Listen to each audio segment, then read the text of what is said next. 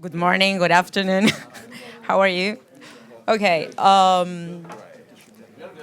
my name is Lucila. I'm from Argentina, and I'm going to talk about creating sustainable communities. So I'm going to explain about me a bit. So I have a background in marketing and technology. I work for the Minister of Culture of the nation in Argentina as a tech director. Um, and my goal is to try to reach to the 50 countries because I love traveling. And right now I'm 10 more or less. So I hope to do it by 40. Then I like to do meditation, yoga. I love sports, that type of stuff. So apart from technology, of course. So let's talk about a bit of what does it mean sustain and community. So sustain, according to the Cambridge Dictionary, it means to keep alive something for a period of time and maintain something on the long term and go on. Let's talk about a bit of what it means, a community. Community is a group of people that is united, and it makes a unit of people who share diverse perspectives, and they are in a safe place, sharing different interests and values. So let's think about sustainable communities. Sustainable communities, it means that people from different backgrounds and different perspectives, they share something in common. They have the same goal, and they wanna get together to something in particular. They feel safe in a place where they can share different point of views and other interest, at that type of things. So the Institute for Sustainable Communities focus on the effort to be sustainable depends on the commitment. Like I see in Latam, I don't know if it's happening around the world, but in Latam, the GDG members or in general communities, they're looking, for example, for volunteers, right? So usually when you want to do something, you want to, okay, I'm going to do this for a social purpose, and I like to do it, and but usually they are not committed because commitment, it means that you're going to leave something for doing another thing. Like for example, I'm really committed in my community in Argentina. So sometimes I left other stuff I don't know, doing other sports or traveling, and because I have to do something for my community. I have an event. I have to lead a team.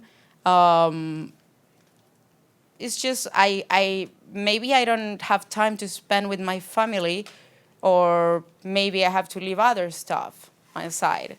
So then, in my experience, what I found is when I build teams, because I have been building teams along the years, it happened to me that people are really excited at the beginning and they are like, oh, let's go. And then after you say, okay, let's going to put a meeting or let's going to focus on this, we need to, make a strategy, get together, and plan things.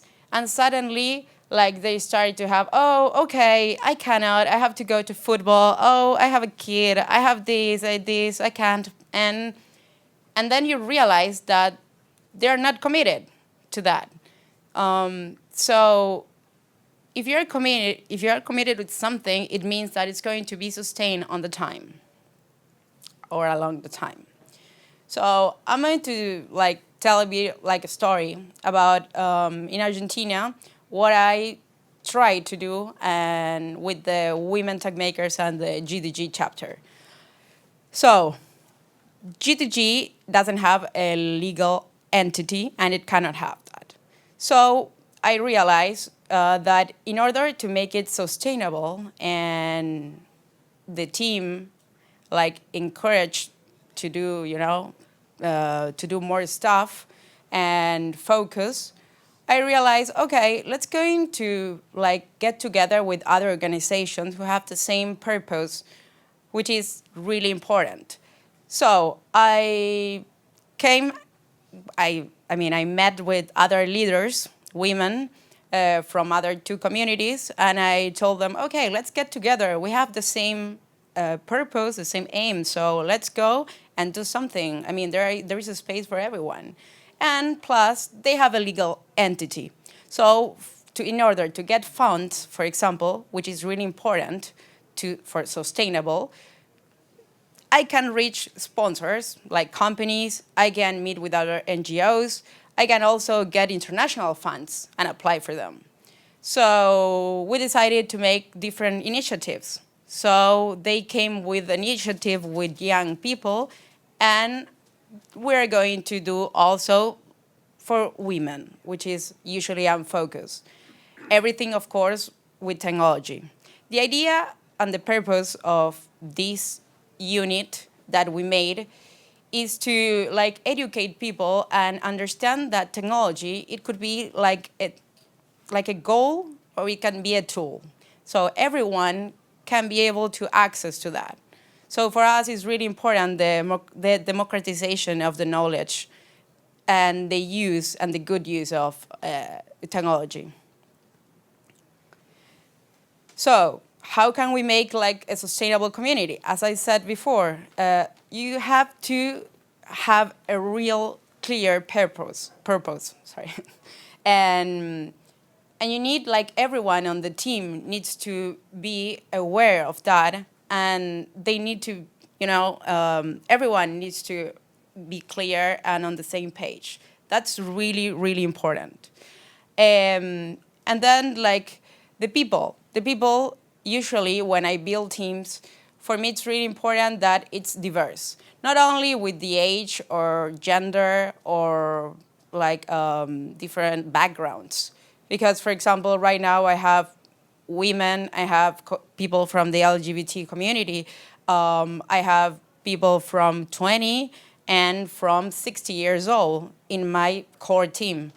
And also from different backgrounds. Like, for example, I have people they are from communication, they are from marketing, they are from technology, they are like from education, like education management, like who is really important that as well. Especially because we have programs that we work with young people in order to form them to, be new entrepreneurs or like know how they can apply, or they can build a project with technology. And financial awareness. I think this is something that in GDG's global chapters, or at least in LATAM, they are not always focused on that. And again, in order to make it sustainable, it's also important, the economic part.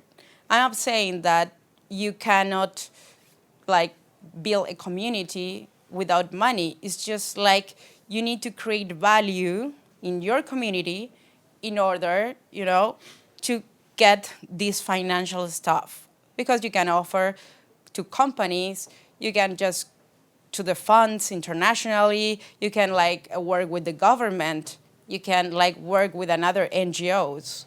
You can have even like individual contributors.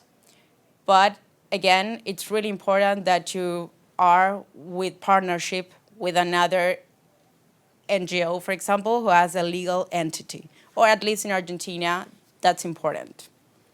And then you have to measure the impact. Metrics, for example, those are really, really important. Like, sorry, I'm going to pass. Okay, you have to measure the metric, you have to like do KPIs, and then repeat it along the years. That's what we do, like in Argentina. And another thing that I learned that is good, it's a good sign that people miss you. So I co-founded an NGO called Chicas en Tecnología in Argentina a couple of years ago. We were at the beginning we were 9, and now there are 4. In 2016, I decided to leave the company. Sorry, I decided to leave the NGO, and right now they reach to have, to all Argentina. We started just in the capital, and now they are all over Argentina. So for me, that means a sustainable community, that it doesn't matter if it's not attached to the person. That is going to be sustainable. It's like a company and an organization.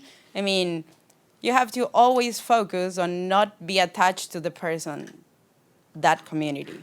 It's really important. So for me, it was really good that they didn't miss me, and now they're bigger than before. They really built a lot of programs. They reached to more than 2,000 girls in the whole Argentina, and they keep expanding. They have right now volunteers that they can be paid for that. So I'm really proud of that. So again, it's important to become a mentor after you leave that, after you leave the organization. You need to focus on build leaders. That's the key, at least for me. So, well, again, for me, it's really important that build leaders along the time and become mentors after that. So, well, that's my experience, and I hope it will help you. And thank you.